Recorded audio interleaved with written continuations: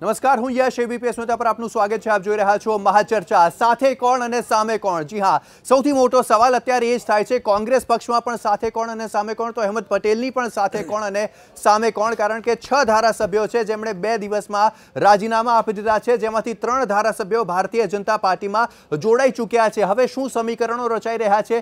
પાટીદાર સમાજના જે આંદોલન છે તેને લઈને પણ હવે વાતો અચાનકથી સામે આવવા લાગી છે, તેના ઉપર પણ ચર્ચા કરીશું। તમામ મુદ્દે ચર્ચા કરવા અમારી સાથે તમામ મહાનુભાવ જોડાઈ ગયા છે। અમારી સાથેથી કોંગ્રેસ તરફથી જોડાઈ ગયા છે મનીષભાઈ દોશી, તેમજ ધારીના ધારાસભ્ય નલિન કોટડિયા પણ અમારી સાથે છે, રાજકીય વિશ્લેષક આર.કે. મિશ્રા અમારી સાથે છે, શંકરસિંહ વાઘેલાના સમર્થક હર્ષદભાઈ બ્રહ્મભટ્ટ અમારી સાથે છે, તેમજ એનસીપી તરફથી મનહરભાઈ પટેલ અમારી સાથે છે, દિનેશ બાંભણિયા કે જેઓ પાટીદાર અનામત આંદોલન સમિતિના કન્વીનર છે તેઓ પણ અમારી સાથે છે, અને ગોરધનભાઈ ઝડફિયા ભારતીય જનતા પાર્ટી તરફથી અમારી સાથે જોડાઈ ગયા છે। તે તમામ લોકો સાથે ચર્ચા કરીશું, પરંતુ તે પહેલા જોઈ લઈએ એક અહેવાલ જે આજના 2 દિવસમાં ઘટ્યો છે।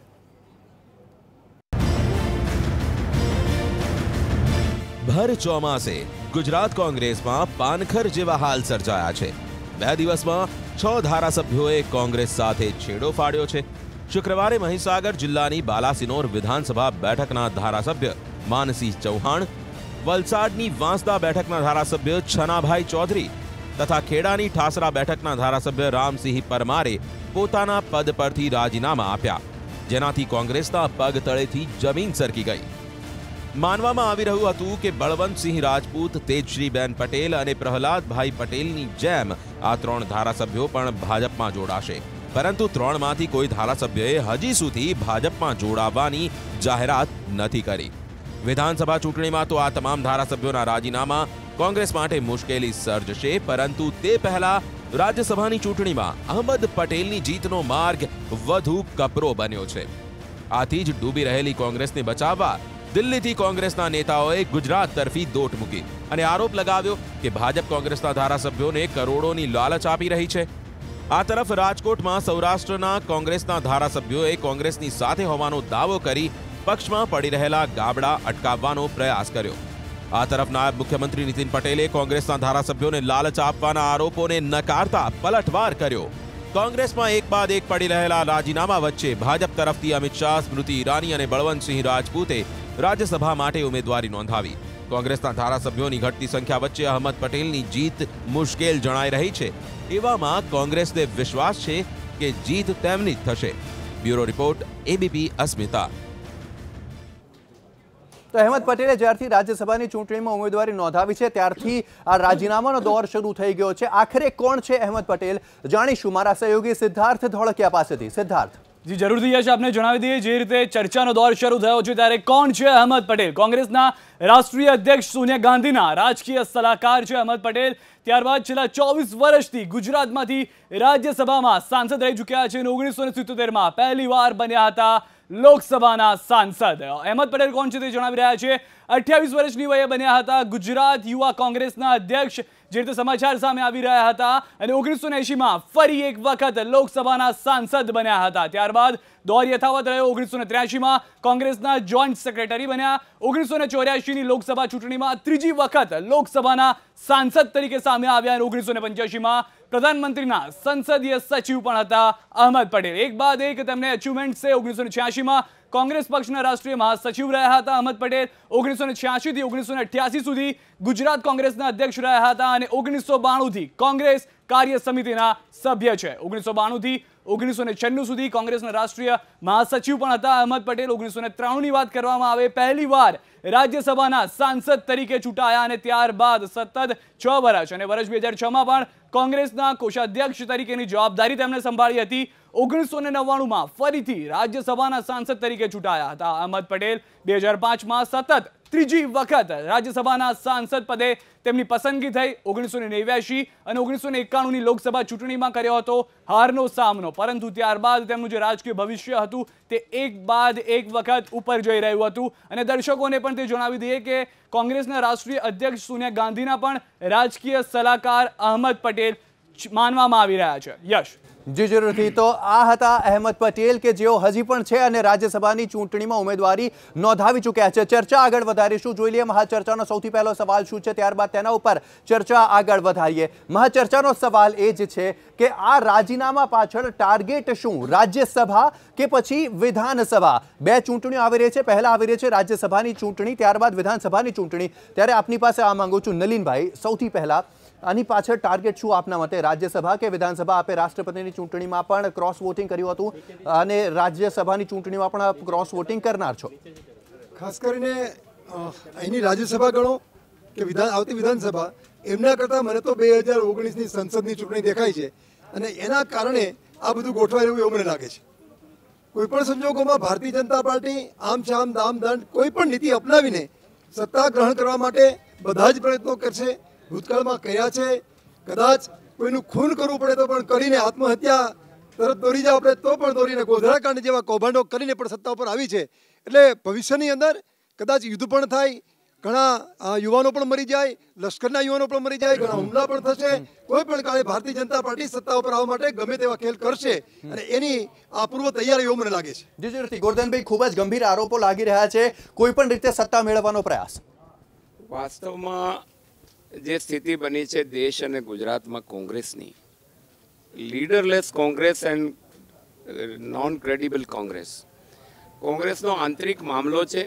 અને અત્યારે રાજ્યસભામાં અમારી એક સીટ વધે કે ઘટે એના માટેનો આ કોઈ પ્રયાસ નથી. અને ગુજરાતમાં પણ જે રીતે 2/3 બહુમતી છે એટલે નથી સરકાર ચલાવવાનો પ્રોબ્લેમ. જો પોતાના 57 ધારાસભ્યોને કોંગ્રેસ ન સાચવી શકે તો ગુજરાતની 6.5 કરોડની જનતાને કેવી રીતે સાચવે? પણ આ રાજીનામાથી અસર રાજ્યસભાની ચૂંટણી પર પડશે કે વિધાનસભાની ચૂંટણી પર કે પછી 2019? હું તો માનું છું કે આના જે પરિણામો આવશે, હું અત્યારે કહું એ તો વહેલું છે. હજી વહેલું કે હવે તો 120 દિવસ માંડ બચ્યા છે. હું ટીકાટી પણ અને એટલી નીચી રાજનીતિ પણ નહીં કરું, પરંતુ કોંગ્રેસમાં જે રીતનું વાતાવરણ છે અને ઘણા વખતથી છે, એને કારણે એમના ધારાસભ્યો કોંગ્રેસ છોડી દે અને ભારતીય જનતા પાર્ટી ઉપર ખોટા આરોપ મૂકે તો દેશમાં અત્યારે 70% જેવા સ્થાનો પર ભારતીય જનતા પાર્ટીનું આ દેશમાં સ્થાન છે અને લોકોએ સ્વીકાર્યું છે. હવે એનો સ્વીકાર કોંગ્રેસ ન કરે એમાં ભારતીય જનતા પાર્ટીનું તો કઈ વાંક નથી. ખોટા આરોપો મૂકી કે પૈસા દઈને કર્યું છે તો એટલી કઈ જરૂરિયાત રાજ્યસભામાં નથી ને એટલી તમે તો પાર્લામેન્ટમાં નોટો ઉછાળી. મનીષભાઈ કહી રહ્યા છે કે આ માત્ર અને માત્ર સત્તા મેળવવા માટે હતું. નલિનભાઈ પણ કહી રહ્યા છે, કોંગ્રેસના ધારાસભ્યો જઈ રહ્યા છે ભાજપ પર. આક્ષેપ શા માટે? ગુજરાતની અંદર અતિવૃષ્ટિના કારણે 60% થી વધુ વિસ્તાર જળબંબાકાર છે. લાખો લોકો બેઘર થયા છે. એક તરફ 150 લોકોના મોત થાય અને બીજી બાજુ કમલમ હોય કે ગાંધીનગરનું સચિવાલય, અહીંયા મંત્રીથી લઈને સંત્રી સુધી માત્ર ને માત્ર 150 સીટનું કેવી રીતે ટાર્ગેટ પૂરું કરાય એની માટેના કાવતરાને કારનામા થાય. મારે માનનીય ગોરધનભાઈને કહેવું છે કે અત્યારે તમને કાંઈ ફરક નથી પડતો એવું નહીં, પણ ભારતીય જનતા પાર્ટી જે નૈતિકતાની વાતો કરતી હતી, જેની ઠેકેદારી કરે છે અને પાર્ટી વિથ ડિફરન્સના કાયમ ગુલબાંગો ફેંકતી હતી, એ ભારતીય જનતા પાર્ટી સત્તા માટે કેવી હાફરી ફાફરી થઈ છે. કારણ કે 2017માં ગુજરાતની જનતાએ નક્કી કર્યું છે પરિવર્તન. કોંગ્રેસ એમના ધારાસભ્યો ના સાચવી શકે? ના, એવું નથી. ધારાસભ્યો પાસે સામ દામ દંડ ભેદ તમામ પ્રકારની આવે છે. મારે બહુ નિષ્ઠાપૂર્વક કેવું છે એટલા માટે કે શું એવી મજબૂરી ભારતીય જનતા પાર્ટીની ઊભી થઈ છે અત્યારે? એમને કઈ રીતનું કર્યું? આજે જે સ્ક્રિપ્ટો આવી રહી છે એ 6 મહિના પહેલા ગોઠવાયેલી છે. ગુજરાતની અંદર જ્યારે કંઈ પણ તકલીફ થઈ લોકોના મદદ માટે ને ભારતીય જનતા પાર્ટી હંમેશા સત્તાલક્ષી રાજકારણ કર્યું અને એને ખબર પડી ગઈ કે 2017માં પ્રજાએ નક્કી કર્યું છે પરિવર્તનનું, અને પરિવર્તન જ્યારે થાય એની પહેલા તેમને કોઈ પૈસા એમને અમારી જિલ્લા પંચાયતો તોડવા પ્રયત્ન કર્યો, અમારી તાલુકા પંચાયતો 23 જિલ્લા પંચાયત. અને એટલે જ કહું છું કોંગ્રેસના ધારાસભ્યોને તોડવા માટે સામ દામ દંડભેદ. અને આજે તો અમારા ધારાસભ્યોએ બધાની સામે કીધું છે કે તાપીના એસપી NK અમીને કઈ રીતે એમને વાત કરાવીને કોની સાથે કરાવી. મારે ભારતીય જનતા પાર્ટીને પૂછવું છે કે તમે કઈ પ્રકારની નૈતિકતાની વાત કરવાનો તમને અધિકારીઓ છે તેના વિશે પૂછીશું.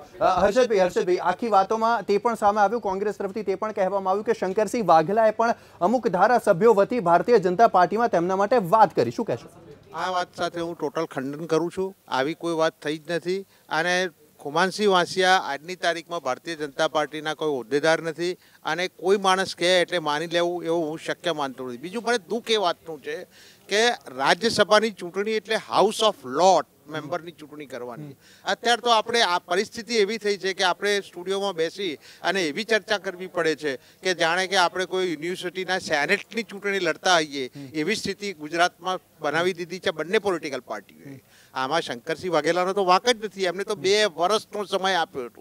મારા મુરબ્બી અને મારા મિત્ર નલિનભાઈ શું કહે છે? જેમ કહે છે એ વાત ખરેખર સાચી છે. કોંગ્રેસને 2 વર્ષથી સમય આપ્યો હતો શંકરસિંહ બાપુએ. કોંગ્રેસે એમની વાત ધ્યાનમાં નથી લીધી. એમના કારણે આ આખો એક પ્રશ્ન ઊભો થયો છે. પરંતુ કોંગ્રેસ આના પરથી શીખ લે તો ભારતીય જનતા પાર્ટીને સબક શીખવાડવા માટે લોકો અત્યારે તૈયાર છે. ખાસ કરીને આપ સલાહ આપશો કોંગ્રેસને? સલાહ આપવામાં તો હું બહુ નાનો છું, પણ અમે જે અનુભવ છે એ પ્રમાણે હું કહું કે કોંગ્રેસે આના પરથી ખરેખર શીખ લેવી જોઈએ. પાટીદાર સમાજને જે અન્યાય થઈ રહ્યો છે કોંગ્રેસને પણ વાત કરી છે, ભારતીય જનતા પાર્ટીને વાત કરી છે. જે પાટીદાર સમાજની વાત માનશે એની સાથે પાટીદાર સમાજ રહેશે. પરંતુ પાટીદાર સમાજ પર જઈશું, પણ તે પહેલા નલિનભાઈ વાતો તો એવી પણ સામે આવી કે નલિન કોટડિયા કોંગ્રેસમાં જોડાવા જઈ રહ્યા છે. શું કહેશો? હું ભારતીય જનતા પાર્ટીનો સત્તાવાર ધારાસભ્ય છું, ભારતીય જનતા પાર્ટીમાં જ છું. ભારતીય જનતા પાર્ટીના મુખ્યમંત્રી કદાચ મને માને ન માને તો એમની ઈચ્છાની વાત છે. પણ ભારતીય જનતા પાર્ટી પાસે આજે પણ મેં હાર્દિકના લેટરનો એક નકલ એમને મુખ્યમંત્રી અને નાયબ મુખ્યમંત્રીને આપી છે. પાટીદાર સમાજની માગણીઓ સ્વીકારે તો ભારતીય જનતા પાર્ટી સાથે રહેવામાં મને કંઈ વાંધો નથી. અને પાટીદાર સમાજની માગણી જો ન સ્વીકારે તો કોઈ પણ સંજોગોમાં રાજ્યસભાની ચૂંટણી હોય, વિધાનસભા હોય કે લોકસભા હોય, સમસ્ત પાટીદાર સમાજ ભારતીય જનતા પાર્ટી સામે રહેશે. જી જરૂરથી. મનહરભાઈ, આપની પાસે આવવા માંગુ છું. સવાલ આપને એ જ પૂછવા માંગુ છું કે અત્યારે જે હલચલ થઈ રહી છે ગુજરાતની રાજનીતિમાં, તે હલચલ રાજ્યસભા માટે, વિધાનસભા માટે કે 2019 માટે? પહેલી વાત તો બધા મિત્રોએ વાત કરી એ પ્રમાણે થોડોક હું એક વાતનો મારો સૂર પૂરવા માંગુ છું, પછી આપને જવાબ આપું કે ગુજરાતની અંદર ને દેશની અંદર જે પ્રજાતંત્ર અને લોકતંત્ર જેવી કંઈક ચીજ છે, આ ચીજની અંદર જનતા આપણને સૌને જોઈ રહી છે. ગુજરાતમાં 2 પક્ષો, કોંગ્રેસ અને ભાજપ, આ બંને લોકો જે પોતાની રીતે જે ઉમેદવારને ખરીદવાના કે વેચવાના કે લેવાના, આ જે બધી ચમકાણ જે 5 દિવસની અંદર આ ગુજરાતની અંદર હોનારતી વાતાવરણ છે. આખી સરકાર દેશમાં અને ગુજરાતની અંદર ભારતીય જનતા પાર્ટી સત્તામાં બેઠી છે. ભાઈ મનીષભાઈએ વાત કરી 150થી વધુના મોત જે ભાઈઓના બહેનોના થયા છે અને 5000થી વધુ પશુધન આપણું તણાઈ ગયું છે. અને બનાસ ડેરીની અંદર 42 લાખ લીટર પર ડે દૂધ આવે છે, એની બદલીની અંદર આજે 10 લાખ ને 8 લાખ દૂધ આવ્યું છે. જે અમૂલ ડેરીની અંદર 3 થેલી દૂધની બને છે, એમાંની 1 થેલી માત્ર ને માત્ર બનાસ ડેરીની બને છે. આપણે પ્રજા માટે કામ કરવા માટે આપણે પ્રજાતંત્ર વચ્ચે બેઠા છીએ કે આપણી બધી પટલાઈઓ ઊભી કરવા માટે બેઠા છીએ? પહેલો તો પ્રશ્ન બંને પક્ષને હું એ પૂછવા માંગુ છું. રાજકીય રીતે, એક મિનિટ, રાજકીય રીતે આપણે સૌએ ચર્ચા એ કરવી પડશે કે ખરેખર આપણે પ્રજાના વચ્ચે ક્યાં છીએ. અને આ પૈસાઓ પ્રજાતંત્રની અંદર, લોકતંત્રની અંદર નેતૃત્વ જ્યારે નબળું પડે છે ત્યારે આ ઘટના બની છે કે ખરેખર એ આગેવાનોને મુશ્કેલી હતી કે પ્રજાતંત્ર વચ્ચે જતા એને મુશ્કેલી પડતી, ત્યારે આ એક પ્રશ્ન મોટો છે. બંને પક્ષોએ સમજવા પ્રજાની વચ્ચે જવાની વાત કરો છો, પણ હાલમાં તો કોંગ્રેસના અમુક ધારાસભ્યો બેંગ્લોર જવાની તૈયારી કરી રહ્યા છે. રાતની 11:15ની ફ્લાઇટથી કયા એવા ધારાસભ્યો છે, એબીપી અસ્મિતા પાસે એક્સક્લુઝિવ માહિતી સામે આવી છે.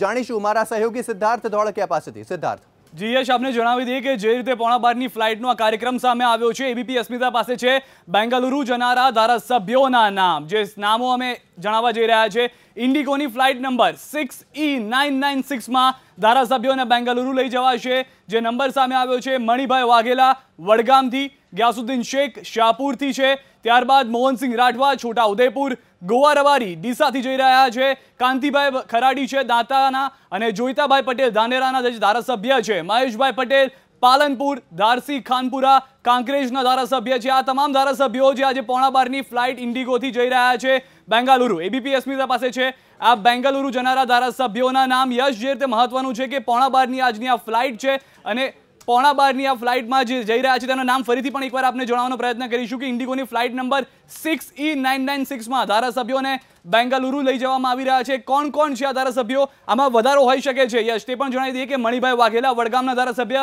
ગ્યાસુદ્દીન શેખ શાહપુર જે ધારાસભ્ય છે તેમની વાત કરવામાં, મોહનસિંહ રાઠવાની જે છોટા ઉદેપુરથી છે, ગોવા રવારી જે ડીસાના ધારાસભ્ય છે, અને આ તમામ લોકો આજે 11:15ની ફ્લાઇટથી જઈ રહ્યા છે બેંગાલુરુ. કાંતિભાઈ ખરાડી દાતાથી, તો જોઈતાભાઈ પટેલ ધાનેરાથી છે. ત્યારબાદ મહેશભાઈ પટેલની વાત કરવામાં આવે છે, પાલનપુરના ધારાસભ્ય, અને દારસી ખાનપુરા જે કાંકરેજના ધારાસભ્ય છે. આ તમામ ધારાસભ્યો આજે ઇન્ડિગોની ફ્લાઇટથી જઈ રહ્યા છે બેંગલુરુ. અને યશ, તે પણ કયાસ કરવામાં આવી રહ્યો છે કે એક દિવસ પહેલા એટલે કે 8 ઓગસ્ટ પહેલા જ આ તમામ ધારાસભ્યો ગુજરાત પરત ફરશે. જરૂરથી, મતલબ કે એક બેંગ્લોરની ટ્રીપ થઈ ગઈ છે કોંગ્રેસના ધારાસભ્યો માટે. ગોરધનભાઈ શું કહેશો? પહેલી વાત તો મનીષભાઈ જે કરી એ સંદર્ભમાં માનવતાનું કામ છે. અત્યારે રાજનૈતિક ટિપ્પણી નહીં કરવી જોઈએ. સમગ્ર તંત્ર અને સરકાર જે પ્રકારે ત્યાંના પ્રતિનિધિઓ અને બધા લાગ્યા હતા, સમાજસેવી સંસ્થાઓ, એનો આભાર માનવો જોઈએ. આ પરિસ્થિતિ રાજકારણને બાજુ પર રાખી, એટલે એ વખતે આ થતું હતું એવું નહીં. કોંગ્રેસે વિચારવું પડે કે દેશમાં એકમાત્ર રાજ્ય એમનું મોટું બચ્યું છે જે આખા રાષ્ટ્રમાં શાસન કરતી હતી, એ કર્ણાટક એક બચ્યું છે, એટલે બેંગ્લોર જ જાય, બીજે જાય ક્યાં? અને આવી સ્થિતિમાં જો ધારાસભ્યોને પકડી રાખવા પડે તો મને લાગે છે કે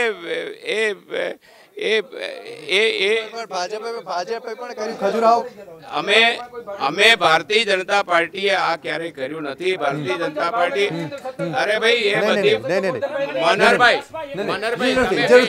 મનીષભાઈ પાસે જઈશું. મારે ગોરધનભાઈ ને એટલું જ કેવું છે. ગોરધનભાઈ આપ બોલી શકો છો, આપ બોલી શકો.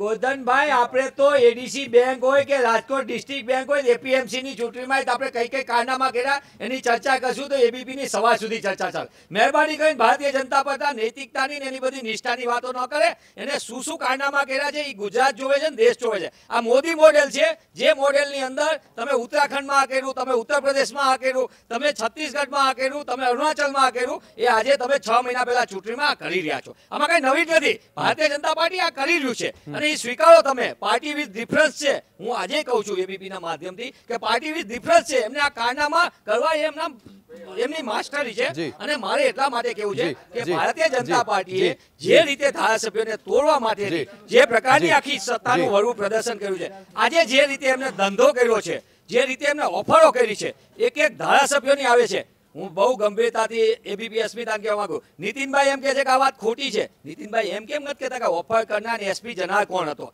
એમને વહીવટી તંત્ર અને પોલીસ તંત્રનો કોની આગળ ઉપયોગ કર્યો છે? આવતીકાલે એના બીજા બી કારનામા સામે આવશે કે આ ધારાસભ્યોને કઈ મજબૂરીમાં લેવામાં આવ્યા છે, કોનું કયું કૌભાંડ હતું એ પણ ખબર પડશે. વિઠ્ઠલભાઈ રાદડિયાને રાજકોટ ડિસ્ટ્રિક્ટ બેંક વખતે કૌભાંડ હતું કેવી રીતે લીધા છે, જસાભાઈ બારડને ભવિષ્ય બતાવશે. મિશ્રા સાહેબ, આપની પાસે આવવા માંગુ છું. રાજ્યસભા, વિધાનસભા કે 2019 અત્યારે જે પરિસ્થિતિ સામે આવી રહી છે, સૌથી પહેલા ઇશ્યુ છે પબ્લિક મોરાલિટીનો, પોલિટિકલ મોરાલિટીનો. સૌથી પહેલા ઇશ્યુ ભારતીય જનતા પાર્ટીનું જે પણ ડીડ્સ સામે આવ્યા છે તો પબ્લિક, જ્યારે લીડિંગ ગવર્મેન્ટમાં બેઠેલી સરકાર એવું કહે કે એમને ઓપોઝિશન મુક્ત ભારત જોઈએ, તો ત્યાં જ પોલિટિકલ મોરાલિટી ખલાસ થઈ જાય છે. બીકોઝ કાલ સુધી તમે ઓપોઝિશનમાં હતા અને એ સરકાર હતી. તો એ ખોટી વાત છે. બીજી વાત, પણ એમની સામે સ્થિતિઓને આવી સ્થિતિ આવીને ઊભી રહે સ્ટ્રેટેજિકલી કે સોનિયા ગાંધીજી એઆઈસીસી પ્રેસિડેન્ટના પોલિટિકલ એડવાઇઝર ઇલેક્શનમાં સૌથી પહેલા નોમિનેશન ભરી. A strategic blunder in a situation like this કેવી રીતે થાય? ભારતીય જનતા પાર્ટી એ હોલ્ડ બેક કરી રહી છે. એટલે સૌથી પહેલા ફર્સ્ટ થિંગ્સ ફર્સ્ટ, અત્યારે એ લોકો ભારતીય જનતા પાર્ટી 3 ટાયર્ડ સ્ટ્રેટેજીમાં ચાલી રહી છે. નંબર 1, એક ટાર્ગેટ કરી રહી છે કે ઇમિડિયેટ ઇલેક્શન 8 મે, પછી વિધાનસભા અને પાર્લામેન્ટ 219 ઇઝ ફાર. બટ સૌથી પહેલા કોંગ્રેસે મનોમંથન કરવાની જરૂર છે કે જે પારી હતી, પાર શું હતી, શંકરસિંહ વાઘેલા, એ તમે તોડી નાખી અને ફ્લડ ગેટ્સ ખુલ્લા થઈ ગયા. દિનેશભાઈ, પાટીદાર અનામત આંદોલન સમિતિ કે પછી પાટીદાર સમાજ ભારતીય જનતા પાર્ટી પાસે કે કોંગ્રેસ સાથે? પહેલા તો વાત એ છે કે પાટીદાર સમાજ હંમેશા પોતાની માંગણી લઈને નીકળ્યો છે. અમારે કોંગ્રેસ કે ભાજપ સાથે કોઈ લેવા દેવા નથી. આજે ભારતીય જનતા પાર્ટી અમારી માંગણી નહીં સ્વીકારે તો અમે ભારતીય જનતા પાર્ટીની સામે વિરોધમાં મતદાન કરીશું. એ વાત અમારી છેલ્લા 2 વર્ષથી સ્પષ્ટ છે. બીજી વાત રહી કે શંકરસિંહ વાઘેલાએ કાલે એવું નિવેદન કર્યું કે હું પાટીદાર સમાજ અને આ બધાની માંગણીઓને લઈને કોંગ્રેસ જવાબ નહોતી આપતી. અમે એ વાત પણ અમારા ધારાસભ્યશ્રીઓને પૂછવા માંગીએ છીએ કે જે લોકો કોંગ્રેસ છોડીને અથવા ભારતીય જનતા પાર્ટી સાથે બેસી ગયા, અમારી કઈ માંગણી ભારતીય જનતા પાર્ટીએ સ્વીકારી અને તમારી મજબૂરી કઈ એવી હતી કે તમે પાટીદાર સમાજ સાથે દ્રોહ કર્યો? આજે એક વાત સ્પષ્ટ છે કે ભારતીય જનતા પાર્ટીની સાથે અમારા કોઈ પણ આગેવાનો, ચાહે ગોરધનભાઈ અહીંયા બેઠા છે, બધાએ ભૂતકાળમાં પણ ધારાસભ્યો કોંગ્રેસ છોડીને ભાજપમાં જોડાયા હતી. કોંગ્રેસ છોડીને ભાજપમાં જોડાયા નથી, અમારે કોઈ મતલબ નથી. પણ તેમણે હવાલો પાટીદાર અનામત આંદોલનનો આપ્યો હતો, તેથી અમને પૂછ્યું. હા, એટલા માટે હું કહેવા માંગુ છું કે જે લોકો પાટીદાર સમાજની માંગણી નથી સ્વીકારતી અમે કોંગ્રેસ છોડી છે એવી વાત કરનારને અમે પૂછીએ છીએ કે તમે કઈ માંગણી સ્વીકારી ગઈ ભારતીય જનતા પાર્ટી સાથે તમે બેઠા છો? બીજી વાત એ છે કે આ જે મુદ્દાઓ બન્યા છે અત્યારે હાલની હાલતમાં, કોંગ્રેસ હોય કે ભાજપ હોય કે કોઈ પણ વસ્તુ જે બની રહી છે તે ફક્ત ને ફક્ત સમાજને ગેરમાર્ગે દોરવા માટેની વાત છે. કેશુભાઈ પટેલ સાથે પણ આવી જ ગદ્દારી થયેલી હતી. આ જ લોકો હતા ભૂતકાળમાં, એ જ લોકો આજે પાટીદાર સમાજના નામે અથવા પાટીદાર સમાજની માંગણી નથી સ્વીકારતા. બીજી બાજુ એમ કહેવામાં આવે છે કોંગ્રેસ અમારી વાત નથી સાંભળતી. તેજસ્વીબેન પટેલે ગઈકાલે સારું ઉદાહરણ આપ્યું કે મને અલ્પેશ ઠાકોરે ટિકિટ આપવાની ના પાડી એટલે હું પક્ષ છોડું છું. તો તમે તમારા, અમે જે એવું કહેતા હતા કે 44 ધારાસભ્યો ભારતીય જનતા પાર્ટીમાં ગદ્દાર છું. મનહરભાઈ, સવાલ એ થાય છે કે એનસીપી કે જેમની સાથે શંકરસિંહ વાઘલાએ મુલાકાત કરી હતી દિલ્હી જઈને પ્રફુલ્લ પટેલ સાથે, અને શંકરસિંહ વાઘલાનું જાની પાછળ દોરી સંચાર કહી રહ્યા છે તમામ લોકો, તો શું એનસીપી પણ ભવિષ્યમાં જોડાઈ તો નહીં જાય ને? ભારતીય જનતા પાર્ટીને તો સાથ નહીં આપી દે ને? જો ને તો નીચે રાજનીતિ કરવાનું અમે નથી માનતા.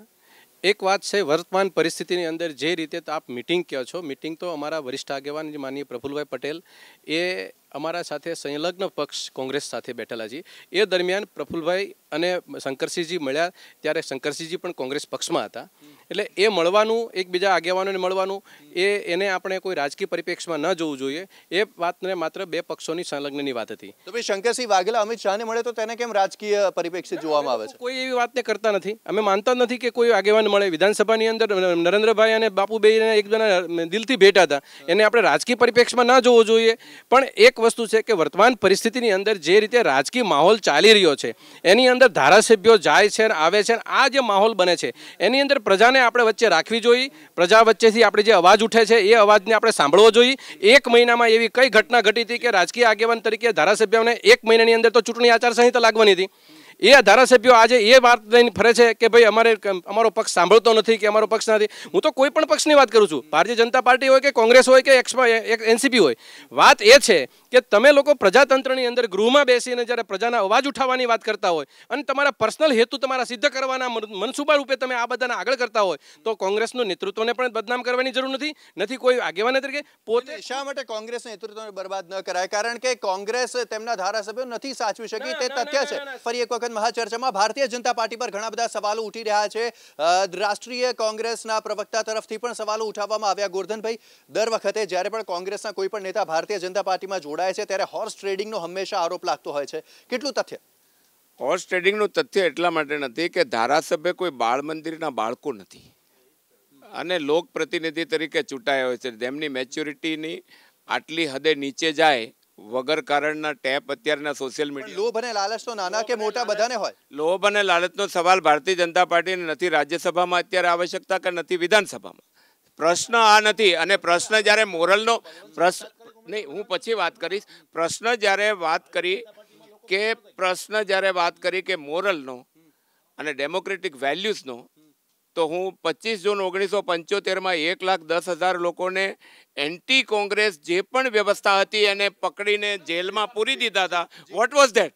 એનો મનીષભાઈ પાસેથી જવાબ. મનીષભાઈ, મને એમ લાગે છે કે અત્યારે તો મોરાલિટીની ચર્ચા અને ભાજપના શાસનમાં કરવી એ જ બહુ વધુ પડતું લાગે. મિશ્રા સાહેબે મોરાલિટી શબ્દ કાઢ્યો, કારણ કે ડિક્શનરીની અંદર મોરાલિટી શબ્દ ભાજપ જ્યાંથી સત્તામાં આવ્યું ત્યાંથી એને મોરાલિટીને કાઢી નાખ્યું, પછી જ બધી શરૂઆત કરી.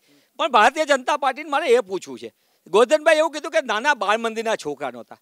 બાળ મંદિરના છોકરા નહોતા તો તમારે શું કામ તાપી એસપીને કામે લગાવવા પડ્યા? એ જો નાના બાળકો નહોતા તો તમે કઈ રીતે મૂકવાને લેવા માટે 6 મહિનાથી તમે આ બધા કાવનારાને કાવતરા કરી રહ્યા છો? મારે ભારતીય જનતા પાર્ટીને જો રાજ્યસભામાં જરૂર ન હોય તો શાના માટે આ બધા કરતૂતો નહીં કરી રહ્યો છે? લોકતાંત્રિક રીતે ભારતીય જનતા પાર્ટીને 2012ની ચૂંટણી પ્રમાણે અત્યારે 2 રાજ્યસભાની સીટ માટેનો મેન્ડેટ મળેલો છે. ત્રીજી સીટ અને ભારતીય જનતા પાર્ટીએ જીતવા માટે આ કારનામાને કાવતરા કર્યા છે. જો ગોરધનભાઈને એટલું લાગતી હોય વાત સત્ય, તો જેને અત્યાર સુધીમાં મને એ જણાવે કે જે એમને કોંગ્રેસમાંથી તોડીને ધારાસભ્યોને એને કઈ રીતે ઉમેદવાર, કઈ મજબૂરીનો લાભ તમે લીધો છે? કયા તંત્રને તમે કામ લગાવ્યું હતું? Sale tax, VAT tax? Nalinbhai, મનીષભાઈએ કહ્યું કે ઘણા સમયથી આ કાવતરા ચાલી રહ્યા હતા. આપના મતે કેટલા સમયથી આ કાવતરું ચાલતું? લગભગ અનામત આંદોલન ચાલુ થયું ત્યાર પછીથી ભારતીય જનતા પાર્ટી આ કાવતરું ચલાવતી હતી. હું તો ગોરધનભાઈ બહુ અનુભવી માણસ છે. પરિવર્તન પાર્ટી બનાવી, ચૂંટણી લડ્યા, આખું જે ષડયંત્ર ઊભું કર્યું એ જ રીતે અત્યારે શંકરસિંહ વાઘેલા ઊભું કરી રહ્યા છે. અને ભવિષ્યની અંદર શંકરસિંહ વાઘેલા ત્રીજો પક્ષ ઊભો કરી અને કોઈ પણ સંજોગોમાં ભારતીય જનતા પાર્ટીના મત વધુમાં વધુ એમને મળે, કોંગ્રેસના મત વેડફાઈ જાય એવો પ્રયત્ન કરે છે. પરંતુ અલ્પેશ ઠાકોર ગણો કે જિગ્નેશ ગણો કે પાટીદાર સમાજનો હાર્દિક પટેલ ગણો, કોઈ પણ એની માયાજાળમાં આવવાના નથી. ગઈ વખતે પરિવર્તન પાર્ટી જે ઊભી કરી, હું આભાર માનું છું કેશ બાપાનો, ગોરધનભાઈનો, કે હું એના હિસાબે ધારાસભ્ય બન્યો છું. પરંતુ હવે સમજાય છે કે એ વખતે પણ ગોરધનભાઈ ઉપર અને કેશ બાપા ઉપર કોઈ પણ પ્રકારનું દબાણ હશે અને એટલા માટે જ પરિવર્તન પાર્ટી ઊભી થઈ છે. અને એટલા માટે હર્ષદભાઈ, શંકરસિંહ વાઘેલા પર શું દબાણ? શંકરસિંહ વાઘેલા પર શું દબાણ? વાઘેલા ઉપર કોઈ દબાણ જ નથી. એમને તો ભાજપ પણ ભોગવી લીધું છે અને કોંગ્રેસ પણ ભોગવી લીધી છે. તો પછી અચાનક સૂર કેમ બદલાઈ ગયા શંકરસિંહ વાઘેલાના સમર્થકના? હું એ જ કહું છું, તકલીફ એમને જે હતી એ તકલીફ છેલ્લા 2 વર્ષથી કોંગ્રેસને કહેતા હતા. અને આ બધા અત્યારે જે જાય છે ને સિનિયર લોકો જાય છે. બાપુએ જેમને ટિકિટ આપી હતી અથવા બાપુના કહેવાતા રાષ્ટ્રીય જનતા પાર્ટીના કોઈ નથી જતા. અત્યારે જે જઈ રહ્યા છે બલવંતસિંહ જેવો સિનિયર માણસ જાય છે, તેજસ્વીબેન જેવી મહિલા અગ્રણી જઈ રહી છે. શંકરસિંહ વાઘેલાના સમર્થક હતા તે પણ સાચું ને? કોણ? બળવંતસિંહ રાજપૂત. બળવંતસિંહ રાજપૂત સમર્થક ક્યાં હતા? એ તો કોંગ્રેસના કાર્યકર્તા હતા અને કોંગ્રેસના વીપ હતા પાર્ટીના. મહેન્દ્રસિંહ વાઘેલાના વેવાઈ પણ હતા. નહીં, વેવાઈ એ સામાજિક બાબત છે. મીનુ મસાણીને વાઇફ બે સામે સ્વતંત્ર પાર્ટીમાં અને કોંગ્રેસમાં લડ્યા હતા. એ વખતે પતિ પત્ની નહોતા. એવા કેટલાય બનાવો છે, હું બતાવું તમને, કે જે એક પતિ પત્ની. અરે શાસ્ત્રીજીના 2 ભાઈઓ હતા, 2 કોંગ્રેસ. મનહરભાઈ, સીધું ભારતીય જનતા પાર્ટીનું ષડયંત્ર એક બિલકુલ ભારતીય જનતા પાર્ટીનું ષડયંત્ર છે. અને આની અંદર લોકપ્રતિનિધિ તરીકે આપણે એ વિચારવાનું, જનતાને એ વિચારવાનું છે કે ભારતીય જનતા પાર્ટી આજની નહીં, વર્ષોથી આ જ ચાલથી ચાલે છે. Power, state power, muscles power અને મની પાવરનો ઉપયોગ થઈ રહ્યો છે. અને જનતાની વચ્ચે જ્યારે જવા માટે જો એને 1 મહિનાની વાર હતી, તો આ 15 ધારાસભ્યો કે 17 ધારાસભ્યો પાછળનો રાજકીય વ્યૂહ શું છે એની પાછળનો? 1 મહિના પછી ચૂંટણી છે, પછી એક મહિના પછી એ ધારાસભ્યોને પોતાના પક્ષમાં લઈ શકતા હતા. તો અત્યારે લેવા પાછળનું જે બદઇરાદો છે, જે ઈરાદો એનો છે, એ ઈરાદો કંઈક ને કંઈક સત્તા લાલચુનો છે. ધારાસભ્યો વેચાણા છે અને ધારાસભ્યો વેચાણા છે નહીં માત્ર, પણ ધારાસભ્ય પોતાનું માન મર્યાદા પણ ખોડી છે. દિનેશભાઈ, હજુ પણ ભારતીય જનતા પાર્ટી પર કેટલો ભરોસો આપને? હજી પણ આપ પત્રો મોકલી રહ્યા છો વિજય રૂપાણી? જો સરકાર આજે ભારતીય જનતા પાર્ટીની છે ને, અમારી માંગણી સરકાર પાસે છે. એ ભારતીય જનતા પાર્ટી હોય કે કોંગ્રેસ હોય, અમારી માંગણી અમે સરકાર પાસે મૂકી છે. એ ભારતીય જનતા પાર્ટીના મુખ્યમંત્રી હોય કે કોંગ્રેસના મુખ્યમંત્રી હોય. એક વાત એ છે. બીજી વાત, ભારતીય જનતા પાર્ટીને પોતાને પણ ખ્યાલ આવી ગયો છે. કારણ કે છેલ્લા 2 વર્ષની અંદર આંદોલન ચાલુ થયા પછી વડાપ્રધાન આજે છેલ્લા 8 મહિનામાં 26 વખત ગુજરાતની મુલાકાતે આવ્યા છે, જે છેલ્લા 3 વર્ષમાં ક્યારેય પણ નહોતા આવ્યા. ભારતીય જનતા પાર્ટી એ બધું જાણી રહી છે અને ભારતીય જનતા પાર્ટીની એ વાતનો પણ ડર છે જ. આજે 150ની 150ની જે વાતો થઈ રહી છે એમાં બિલકુલ સામે આવી ગયું છે કે ભારતીય જનતા પાર્ટી આજે પોતાની હાર ભાળી ગઈ છે. અને એના માટે ગોરધનભાઈ, કેટલો ડર 2017 માટે? સવાલ પ્રશ્ન નથી. Congress is nowhere in the country and neither in the state. સવાલ એ છે કે જે રીતે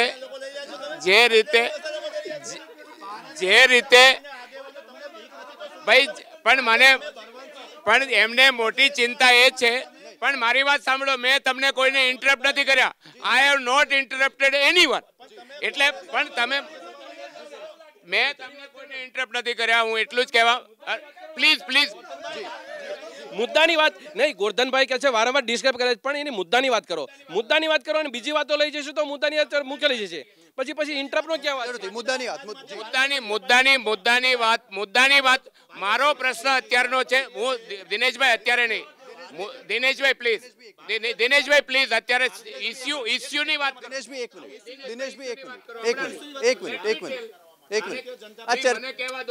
મનીષભાઈ, આપની પાસે આ માંગુ છું. અર્જુન મોઢવાડી આજે એવું કહે છે કે જો ભારતીય જનતા પાર્ટી ગોવાની જેવું અહીંયા ગુજરાતમાં કરવાનો પ્રયાસ કરશે તો તેમનો તે પ્રયાસ નિષ્ફળ જશે. અહીંયા ગુજરાતની જનતા એકદમ એક્ટિવ છે. તો શું કોંગ્રેસ પહેલેથી હાર ભાળી ચૂકી છે? નહીં, નિશ્ચિતપણે જે રીતે માનનીય ગોરધનભાઈએ કીધું કે કોંગ્રેસ ઇઝ નોવેર, મને એમ લાગે છે કે એમને યાદ એ પણ હોવું જોઈએ કે દેશમાં હજી લોકતંત્ર છે, હજી એમના સાહેબ આગળ બધી સત્તા સરમુખ હત્યા તરીકે નથી આવી. હજી લોકતાંત્રિક છે, એ ધીમે ધીમે હજી રહેશે. 19 સુધીમાં કેટલી રહેશે ખબર નહીં લોકશાહી, પણ એમને લોકતંત્ર અત્યારે તો છે, બંધારણીય સંસ્થાઓ પણ છે. પણ મારે ગોરધનભાઈને માત્ર ગુજરાતની જ વાત કરવી. જે આપણે સ્ટુડિયોમાં બેઠા એ ગુજરાતમાં છે. અહીંયા ગુજરાતમાં 23 જિલ્લા પંચાયત ને 147 તાલુકા પંચાયત ઉપર કોંગ્રેસ છે. એટલે ગુજરાતના 76% વિસ્તારમાં કોંગ્રેસને લોકોએ જનસમર્થન અને જન આશીર્વાદ આપ્યા. મારે ગોરધનભાઈને એ પણ યાદ કરાવવું છે કે જો બધી જગ્યાએ કોઈ હોય જ નહીં તો તમે આ તોડફોડની નીતિમાં સાહેબનું વજન શું કામ ઘટાડો છો? સાહેબને શું કામ આટાફેરા કરાવો છો? સાહેબને પાટિયાવાળા પ્લેનમાં હેલિકોપ્ટરમાં. નલિન કોટડિયા, શું આવનાર ભવિષ્યમાં કોંગ્રેસમાં જોડાઈ જશે? કોંગ્રેસમાં જોડાવાનો પ્રશ્ન ત્યારે ઊભો થાય છે કે ભારતીય જનતા પાર્ટી પાટીદાર સમાજની જે માગણીઓ છે નો સ્વીકારે તો. હું ભારતીય જનતા પાર્ટીનો ધારાસભ્ય છું. કોંગ્રેસ આપે ન આપે ગોરધનભાઈ તમને તો અનુભવ છે. કોંગ્રેસે શું આપ્યું, કેશુબાપાએ શું આપ્યું ને ભાજપે તમને શું આપ્યું? તમારી કેવી દશા છે, નરહરીભાઈ અમીનની કેવી દશા છે? નલિનભાઈ, અગર કોંગ્રેસના ધારાસભ્યો પાટીદાર સમાજની માંગણી નથી સંતોષાઈ અને કોંગ્રેસ તેના માટે કામ નથી કરતી, તેનો હવાલો આપીને ભાજપમાં જોડાતા હોય તો ભાજપના ધારાસભ્ય કોંગ્રેસમાં કેમ નહીં? એ તો એમની જીતવા માટેની એક વ્યૂહરચના છે. જે કોઈ લોકો પાટીદાર સમાજના ધારાસભ્યો કોંગ્રેસમાંથી ભારતીય જનતા પાર્ટીમાં ગયા છે એમને ત્યાં જીતવું એ તો હવે ચૂંટણી આવે ત્યારે ખબર પડશે કેટલી વિશે 100 થાય છે એ. પણ હું ભારતીય જનતા પાર્ટીને એમ કહું છું કે આખા હિન્દુસ્તાનની અંદર અને આ વર્લ્ડની અંદર જો મોદી સાહેબનું નામ હોય અને તમને પોતાને તમારી જે કામગીરી છે સત્તા ઉપર તમને ભરોસો હોય તો એક વખત ભાઈડા થઈ અને બેલેટ પેપરથી ચૂંટણી આપો એટલે પાણીનું પાણી ને દૂધનું દૂધ થઈ જાય છે. તમને એમ હોય કે શહેરી વિસ્તાર અમારી સાથે છે તો ગઈ કોર્પોરેશનની ચૂંટણીની અંદર મત ડિલીટ કેમ કર્યા? એક વોર્ડની અંદર 5-5 હજાર મત ડિલીટ કર્યા છે. ઓન પેપર ઉપર છે. અમદાવાદના મ્યુનિસિપલ કમિશનરે પણ લખીને અમને આપ્યું છે કે આ મત ડિલીટ થયા છે. હિંમત હોય તો બેલેટ પેપરથી ચૂંટણી આપો. તમને જીતવાનો પૂરેપૂરો વિશ્વાસ હોય તો અમારી આ પડકાર છે સ્વીકારી લો ને ખબર પડે. જી ગોરધનભાઈ, શું આપ પડકાર સ્વીકારશો? આપ પડકાર સ્વીકાર. કોંગ્રેસ 10 વર્ષ સત્તા પર રહી હતી ત્યારે પણ ઈવીએમ હતું. મારી વાત સાંભળો. ત્યારે પણ ઈવીએમ હતું. આજે અરે ઈવીએમ નો વિરોધ કરવા નીકળ્યા ત્યારે કોંગ્રેસે નહોતી આવી. એકલો બિચારો કેજરીવાલ બોલ્યા કરતો હતો તો કોંગ્રેસ જોડાણી કેમ નહીં? અરે તમે scientifically it has been proved. અને નહીં એ પ્રૂવ થઈ ગયું છે. ચૂંટણી કમિશનમાં બધાને બોલાવ્યા હતા કે તમને કઈ ટેકનિકલ વાંધા હોય તો બોલો. ત્યાં કહેવાની તેવડ નથી, પુરાવા આપવાની તેવડ નથી. નલિનભાઈ, ગુજરાતમાં પણ ઈવીએમ ટેસ્ટ થયો હતો, શા માટે કોંગ્રેસે તેમાં વાંધો ના જતાવ્યો? હું ગોરધનભાઈને એમ કહું છું કે આ તેવડ નથી ને એવી ભાષા લોકતાંત્રિક છે. આ તેવડ નથી ને એવી ભાષાઓ ગોરધનભાઈ જેવા સજ્જન માણસે કેવી રીતે અચાનક એમના સાહેબનો રોગ લાગુ પડ્યો? શું આ ધમકીની ભાષાને આવું કરે? બીજી વાત, સીએમ અને પીએમ નહીં જો આપણે વાત કરી, ગોરધનભાઈ સારા માણસ છે અને સારા માણસ ભાજપમાં ટિકિટ ન મળે. બે વાત ન કરી આપણે, એટલી વાત ધ્યાન રાખીએ. રહી વાત આપણે સીએમ ને પીએમ ખુશી બચાવવા માટે ઈવીએમનો જ આશરો લેવો પડે એવો છે. ગુજરાતની અંદર અત્યારે 60% કરતાં વધુ વિસ્તાર જળબંબાકાર છે. સાહેબ ઉપરથી આંટો મારીને ગયા. સાહેબને 50 કરોડના ખર્ચે આજી ડેમમાં થોડુંક પાણી ઠલવવા માટે રોડ શો કરી શકતા હોય તો ગરીબ માણસો બેઘર છે, લાખો માણસો. તમે કેમ એના માટે નથી આવતા? ભારતીય જનતા પાર્ટીની સત્તા લાલસાના કારણે આજે ગુજરાતના લાખો નાગરિકો બેઘર થયા છે. મનીષભાઈ, રાજ્યસભાની વાત કરીએ તો રાજ્યસભામાં કોંગ્રેસ હારની કેટલી નજીક? હું નિશ્ચિતપણે કહું છું કોંગ્રેસ પક્ષના ધારાસભ્યો ભારતીય જનતા પાર્ટીના કાવતરાનો ચહેરો ખુલ્લો પડી ગયો છે. જે કોઈ વસ્તુમાં જે કોઈ લોકો મજબૂરીથી થોડાક લોકો ગયા છે એ મિત્રોને મુબારક. એમનો તો આગળનું ભવિષ્ય પ્રજા નક્કી કરશે કારણ કે ચૂંટણી નજીક છે. પણ એટલું નિશ્ચિત કહું છું કે રાજ્યસભાની અંદર ગુજરાતનું પ્રતિનિધિત્વ માટે તો પછી બેંગ્લોર લઈ જવાની શું જરૂર પડી? નહીં એટલા માટે જ કહું, ભારતીય જનતા પાર્ટી કઈ પ્રકારના કારનામા કરી શકે, કેવા કરી શકે એ માત્ર અમને નથી ખબર, ખુદ ગોરધનભાઈને ખબર છે, જીપી વખતે કેશુભાઈને ખબર છે. ઘણા લોકો ભોગ બન્યા છે, 1 2 નહીં, 4 5 નહીં, 25. અને જે વખતે જે કેવા લોકો ઉતર્યા છે તાપી એસપી યા વિસ્તારમાં મોટા પાયે. નલિનભાઈ, આપ નહીં જાઓ બેંગ્લોર, આપ નહીં જાઓ બેંગલુરુ, આપ નહીં જાઓ. હું કોઈ પણ સુધીમાં કોઈના બાપથી ફાટી પડતો નથી. પાટીદારનો દીકરો છું અને જ્યાં સુધી ભારતીય જનતા પાર્ટી પાટીદારને ન્યાય નહીં આપે ત્યાં સુધી એકલો જ રખડું છું. કોઈ હથિયાર પણ પાસે રાખતો નથી અને કોઈથી ડરતો નથી. મારે કોઈ ક્યાંય જવાની જરૂર નથી. મારા જે શહીદો વીર થયા છે પટેલ સમાજ પાટીદાર સમાજના શહીદ તો એટલા માટે અમે શહીદ કહીએ છીએ. બાકી ભારતીય જનતા પાર્ટી એમને મારી નાખ્યા છે. એમના આત્માને શાંતિ મળે એટલે એમનો આત્મા કહે છે ત્યાં હું મારું મતદાન કરીશ. આપને મત અહેમદ પટેલને આપશો તો નક્કી વાત. અત્યારે તો અહેમદ પટેલને આપવાનું 100% હું કહું છું. મેં કોઈ જાતનો વ્યવહાર કંઈ કર્યો નથી, કરવાનો પણ નથી. ભારતીય જનતા પાર્ટી આ ચૂંટણી આવે એ પહેલા મતદાન પહેલા પાટીદાર સમાજની માગણી જો સ્વીકારી લે અને પાટીદાર સમાજ મને કહેશે તો હું ભારતીય જનતા પાર્ટીને મત આપતા હચકાશ નહીં. હર્ષદભાઈ, જે ધારાસભ્યોને લઈને બેંગલુરુ જઈ રહ્યા છે તે શું સૂચવું છે? કોંગ્રેસમાં ફફડાટ છે કે પછી ભારતીય જનતા પાર્ટીનો ભય છે? મારે તો આ બે પાર્ટીની વચ્ચે હું તો બાપુના સમર્થક તરીકે છું અને બાપુને સુર બદલાયા છે. બાપુના સુર બદલાયા છે. બાપુને there you are. I am clear. I am asking you કે તમારે કોઈ પણ વસ્તુનો તમે ના પૂરું કરી શકો એટલે પેલાના માટે પેપર અઘરું નીકળ્યું તો પેપર પહેલાં ખરાબ કાઢ્યું હતું એટલા માટે આપણે પેપર અઘરું છે. મેં તૈયારી નથી કરી એટલે કોંગ્રેસને તૈયારી કરવાનો પૂરતો સમય આપવામાં આવ્યો હતો. શા માટે કોંગ્રેસ તૈયારી ના કરી? અને હવે તમે એવું કહો છો કે બાપુના લીધે બધા જાય છે.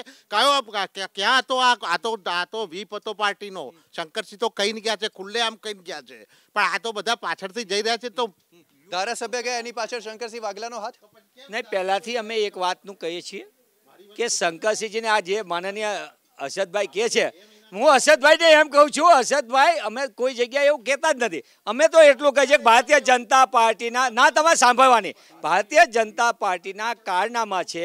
જે કરતું તો કરવા કરે. કોંગ્રેસ પક્ષ એટલા માટે ધારાસભ્યોને તમારા માધ્યમથી જ જોયું અત્યારે ચેનલની ચર્ચામાં જ એબીપી અસ્મિતા ઉપર ફ્લેશ થયો કે બેંગ્લોર લઈ જાય છે. હું તો એમ કહું છું કે આ સલામતીની દ્રષ્ટિએ કેટલું, જ્યાં એસપી પોતે આ કામમાં લાગ્યા હોય ત્યાં પોલીસ આગળ સલામતીની અપેક્ષા જ ક્યાંથી? જી મિશ્રા સાહેબ, શું ગુજરાતનું રાજકારણ બદલાઈ રહ્યું છે? ગુજરાતનું રાજકારણ અત્યારે નોટ ઓનલી બદલાઈ રહ્યું છે પણ એક નિશ્ચિત દિશામાં જઈ રહ્યું છે. અને જે દિશા યોગ્ય કે ખોટી? જો યોગ્ય અને ખોટી આજના પોલિટિકલ એટમોસ્ફિયરમાં જ્યારે એમાંથી થોડુંક ડાયગ્રેસ કરીને કહું તમને કે બાપુ જ્યારે રાધનપુરથી સીએમ થયા પછી ઇલેક્શન લડતા હતા ત્યારે મારી સામે નરેન્દ્રભાઈ બરાડ કાઢતા હતા કે જો આવું થયું છે ને ઇલીગલ થયું છે ને આમ થાય છે ને પેલું થાય છે. નરેન્દ્રભાઈ મારી એ વખતે કહેતા હતા અને એ વખતની સ્થિતિ હતી. એ આમાં શું છે, જેમ ગોરધનભાઈએ કહ્યું, ભારતીય જનતા પાર્ટી પણ 2 સીટ પર આવી ગઈ હતી. એટલે આ તો પોલિટિકલ એ છે. આજે એક પાર્ટી છે, બીજી પાર્ટી છે. You cannot call the Congress anti national and the BJP nationalist. Every party which is brought to power, અત્યારે સત્તામાં કોઈ પણ પાર્ટી આવે છે એ લોકોની ચૂંટાયેલી પાર્ટી છે, એ સત્તા પર લાવે છે. સો દે આર નેશનલિસ્ટ. એટલે એ જાતનું કંઈ નહીં તમે કહી ના શકો. અત્યારના રાજકારણમાં અત્યારે જે સ્થિતિ ઊભી થઈ છે એના પરિણામો આવી રહ્યા છે અને કોંગ્રેસની એક સિમ્પલ એ છે, ભારતીય જનતા પાર્ટીની ક્લિયર પોલિસી કે અહેમદ પટેલને હરાવવું છે એમને. અહેમદ પટેલને હરાવવા છે. ગોરધનભાઈ, ભૂતકાળના જેટલા પણ અનુભવો છે તેમાંથી શીખીને ભારતીય જનતા પાર્ટી હાલમાં રણનીતિ ઘડી રહી છે કે રાજનીતિ કરી રહી છે? જો એક વસ્તુ નક્કી છે કે કોંગ્રેસ એની મેળે તૂટી રહી છે, એ આપણે બધાએ જોયું છે. હવે બીજો પ્રશ્ન છે કે અમે જ્યારે 3 ઉમેદવારો ઊભા રાખ્યા છે તો ચોક્કસપણે અમે ગોરધનભાઈ સવાલ એ થાય કે પહેલા રાજ્યસભાના 2 જ ઉમેદવાર નક્કી કરો અને પછી તમે ગઈકાલે 3જો ઉમેદવાર નક્કી કરો, તો પછી શું પહેલેથી સ્ટ્રેટેજી હતી? સ્ટ્રેટેજીનો સવાલ નથી. ચૂંટણી લડવાથી ભારતીય જનતા પાર્ટી ચાહે પ્રજાની વચ્ચે હોય કે ધારાસભ્યોની વચ્ચે હોય, અમે અનકોન્ટેસ્ટેડ 2 ઉમેદવાર અમારા જીતાડી શકતા હતા. અમે આ કોન્ટેસ્ટમાં શું કામ ઉતરવીએ જો ગભરાતા હોય તો? અને એટલા માટે વી આર વેરી ક્લિયર કે ભારતીય જનતા પાર્ટીને અમને વિશ્વાસ છે અને જે રીતે કોંગ્રેસની પોતાની સ્થિતિ બની છે એવી સ્થિતિમાં અમે પોલિટિકલ પાર્ટી છીએ. અમે કંઈ મંજીરા વગાડવાના માત્ર કામ માટે નથી. અમે સ્વાભાવિક રીતે પોલિટિકલ એંગલથી પણ જોઈએ છીએ. પોલિટિકલ એંગલથી જોઈએ છે અને પોલિટિકલ એંગલમાં કોંગ્રેસના સૌથી મોટા દિગ્ગજ નેતા સોનિયાજી પછીનું બીજું નામ, અને એમને જો ઝટકો મળે તો કોંગ્રેસની સ્થિતિ શું થાય એ મનીષભાઈને વધારે ખબર પડે મારા કરતા. મતલબ આપ એ સ્થિતિ અત્યારથી નક્કી કરીને બેઠા છો? અમે નથી નક્કી કરી. Late the MLA decide. Manarbhai, આપના 2 ધારાસભ્યો છે, તેમાંથી એક ધારાસભ્ય આજે શંકરસિંહ વાઘેલાને મળીને આવ્યા. શું ક્રોસ વોટિંગ તો નહીં થાય ને? સાહેબ, આ જે હવા ફેલાવાનું કામ કોઈને કોઈ તત્વો ભાજપના કરે છે. નહીં, હંમેશા ભાજપ પર કેમ? કઈ પણ વાત ઉડે ભાજપ, ધારાસભ્ય છોડે ભાજપ. એટલા માટે હું સ્પષ્ટતા કરું છું કે તમે જેમને ત્યાં મળવા ગયા છે એ ભાજપમાં નથી, કોંગ્રેસમાં નથી અત્યારે. એટલે હું એ કહેવા માંગુ છું કે કોંગ્રેસ એનસીપીના બંને ધારાસભ્યો અમે મીરાકુમારજીના રાષ્ટ્રપતિના ઉમેદવારને અમે મત આપ્યા છે અને આ વખતે અમે એકચ્યુઅલી નક્કી કરી નાખ્યું છે કે ભાઈ અમે અને સંગઠનનો અમારી જે પાર્ટી સાથે જી જરૂરથી આપે નક્કી કરી લીધું છે. છેલ્લે પૂછી લઈએ, અહેમદ પટેલ જીતશે કે હારશે? હર્ષદભાઈ, અહેમદ પટેલ જીતશે કે હારશે? મારે તો એટલું જ કહેવું છે, નહીં જીતશે કે હારશે, બસ નાનકડો જવાબ. એ વોટર્સની સંખ્યા ઉપર નક્કી થશે. જી જરૂરથી આપ શું કહેશો નલિનભાઈ, અહેમદ પટેલની જીતની શક્યતાઓ કેટલી? અહેમદ પટેલ જીતે કે હારે તો પછીની વાત છે. જીતની શક્યતા ભારતીય જનતા પાર્ટીના કેવા કવા દાવાને કેટલી ધાક ધમકી બધાને આપે એના ઉપર છે. પણ જે લોકો જાય છે એને મારી એટલી વિનંતી આ તમારા માધ્યમથી હું કહેવા માંગુ છું કે ભૂતકાળની અંદર ગોરધનભાઈ સહિતના લોકો ગયા છે, એમની મનોદશા, નરહરિભાઈ અમીન ગયા છે, એમની મનોદશા કેવી છે એના કરતાં પણ જે સત્તા ઉપર ગોધરાકાંડના કારણે ગોધરાકાંડ ઊભો કરીને સત્તા મેળવી એ લોકો અત્યારે જેલમાં સબડે છે. આપણા માનનીય મંત્રી માયાબેન કોટનાની, બાબુ બજરંગી, એમની સામે કોઈ પૂછવા નથી જતું. એને ઘરે છોકરાઓને ખાવા પીવાની, એને ફી ભરવાની વ્યવસ્થા છે, એવું કોઈ પૂછતું નથી. એ ભારતીય જનતા પાર્ટી ઉપર કેટલો વિશ્વાસ રાખો એમણે નક્કી કરવાનો ધારાસભ્યોએ. જી જરૂરથી મનીષભાઈ, અહેમદ પટેલ જીતશે કે હારશે? ભારતીય જનતા પાર્ટીના તમામ કારનામા અને કાવતરા વચ્ચે પણ કોંગ્રેસ પક્ષના રાષ્ટ્રીય અધ્યક્ષા શ્રીમતી સોનિયા ગાંધીના રાજકીય સચિવ અહેમદભાઈ પટેલ ગુજરાતનું પ્રતિનિધિત્વ રાજ્યસભામાં ફરી એક વખત કરશે એવો મને સંપૂર્ણ વિશ્વાસ છે. જરૂરથી બળવંતસિંહ રાજપૂત મિશ્રા સાહેબ કે અહેમદ પટેલ? શંકરસિંહ બાબુ જે વખત જે બાજુ પડે.